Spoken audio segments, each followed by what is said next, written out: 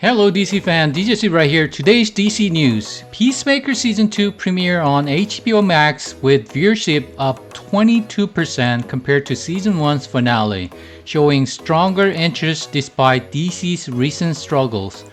Well, I should say DCEU.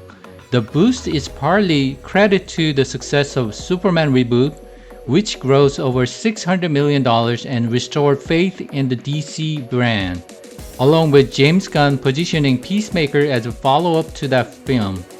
While the new season helps confirm the multiverse still exists, its overall importance to the wider DCU is uncertain. It is still entertaining, carried by surprises and John Cena's performance. As of today, it still holds a top spot, ranking number 2 in HBO Max's TV category and number 1 globally. David Denman confirms Keith's alter ego is none other than Captain Triumph.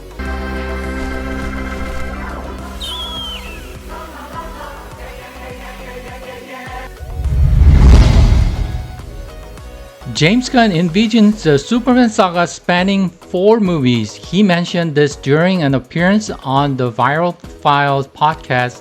What is the long-term story I'm telling here? What is the story that I'm gonna tell about Superman over 4 movies? Darren Aronofsky, director, praises James Gunn's Superman. Superman is really hard, and I thought James Gunn did a really good job with it. It's a crazy difficult box to work in, like the lore and the legend is so huge, it was incredibly creative. Hi, I'm David Cornsweat and I'm 6'4".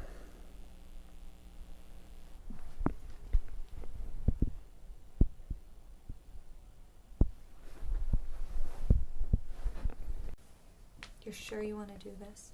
Yeah, sure. Why not? Okay. It's August 28th, 2025, about 3 p.m. I'm sitting here with, of all people, Superman. Hello. Welcome. Thank you. I'm pleased to be here. This is weird. I'm not weirded out at all. You said you wanted to interview me. Yes, but I feel like I'm acting, pretending like I don't know who you are. I'm a reporter, Clark, in the business of truth. I get it. You know. I get the same way when I pretend to interview myself. Yeah, that's weirder. Well, I don't know if it's weirder. Well, it's equally weird. That's actually weirder. Well, I'm not dating myself, so... Okay. Fine. Let's just try this again. So, Superman. Lois Lane. Recently, it was reported you flew into Pokalistani airspace and intercepted 3 missiles headed for the nation of Balya. Yes? And you did this without speaking to anyone in national or international defense organizations beforehand. Is that accurate?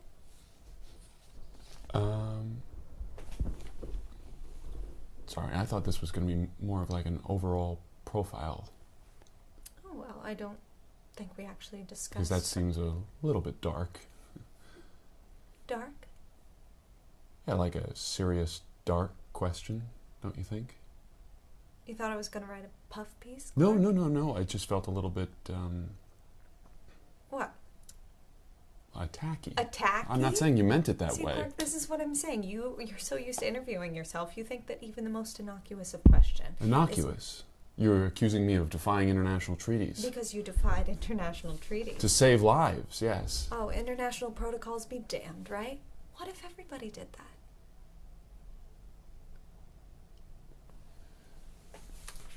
This is a hit piece. What? You're doing a hit piece on me. I'm not doing I am asking basic questions that anyone would ask. It's fine. It's fine. As a matter of fact, I actually have to go. Oh, great. This is what you do every time.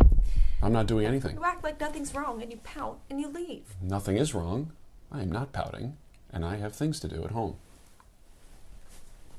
Whatever. Well, all right, now who's pouting? Fine. Silent treatment? No, I don't care. Fine. I don't care. Lauren LaFrance, showrunner of HBO's The Penguin, says there's no update yet on a second season. The series was designed as a limited run that bridges into Matt Reeves' The Batman Part 2, which has been delayed until 2027. That means no season 2 could happen before that film. While LaFrance acknowledges the shocking finale death, she stresses the focus was on storytelling, not shock value. She emphasizes that any continuation would only happen if they can top themselves, and both she and Colin Farrell want the show to remain excellent. Though The Penguin exists alongside the film, LaFrance sees it as its own cinematic, long-form exploration of Gotham's characters, not just a size piece to the movies. First, congratulations. Thank what you. a film. Before we start, I have to ask, you read the Batman script? I haven't. Just a look. I haven't, and David Zaslav, the head of Warner Brothers, keeps writing me and saying, have you read it yet? Have you read it yet? And I'm like, dude, I'm busy. Doing press. I haven't read the script yet. Okay, good. I just had to ask that and get that out Peter of the Safran way. likes it very much, but he hasn't told Matt Reeves that, so this is a spoiler for him. Listen, that's all we need to know. I'm happy with that answer. I can go home. Here's what James Gunn said about DCU Batman. We'll have to see what we're doing with Batman. We're figuring that out. Obviously, we know some basics about where it's going with Batman, but we're also figuring something out. Everything's fluid. Tyler Hoechlin wants to play DCU Batman. He said, well, selfishly, I'm going to say no to Robert Pattinson being a DCU Batman because I still want to play Batman. Do I want to see Superman show up in a sequel? I'm just curious if it exists. You mean if it could? Is that what you're saying? I mean, if something like that did happen, because I was very careful about, to me, what I try to do is take, I did this in the Apes films too, and even Cloverfield, this idea of taking the one fantastical element and then have everything around it sort of be as grounded as possible so that it could feel, I want it to feel emotionally real and to make everything feel very believable. And so in this movie, even further, I think, than what I did in those films, I tried to find the practical, believable version. So if suddenly in the Batman world, you discovered that there was an alien that was Superman, there'd be a lot of shock. I mean, people would have to say like, oh my God, and maybe that would be the one fantastical element. But to be honest with you, that is not the intention at this point, to figure out how to make that come. If, look, we should be so lucky that this is a world that people embrace and that they say like, oh my God, we want to see what would happen when those things collide. I think if that challenge ever presents itself, it would be an exciting one to explore, but I'd have to try and do it through this lens, you know what I mean? And that is absolutely right, that at the moment, to me, this world is the place that I want to focus. Frank Grillo says there's a big secret DC project in the works. James Gunn lean in, you know what we got coming next, right? And I'm like, no. He goes, we got something big and you're all over it. James Gunn says corporations are just as important as metahumans and governments in the DCU. There's a Luthor Corp, there's a Lord Tech and Stack Industries and Wayne Enterprises, which are the 4 big companies that are vying for another type of domination. So I have to ask, the DC world is changing, expanding. James Gunn, what did he tease the other day? What did he say? Is Margot coming back as Harley? And he said, all will be revealed. Oh my later. God. Wow. Titillating. I guess I'll find out when I was gonna say, everyone else finds out. You didn't hear it here first. No, I heard it here first. I was just going to say, have you Yeah. thought about it? Have they come to you because of the DC resurgence? No, I've heard nothing. You want to do it? You have to do it. I, You have to be Harley again. I do. Did you love playing her? Oh my God, I love So playing much Harley. fun. You never got sick of her? No, never. You can't get sick of Harley.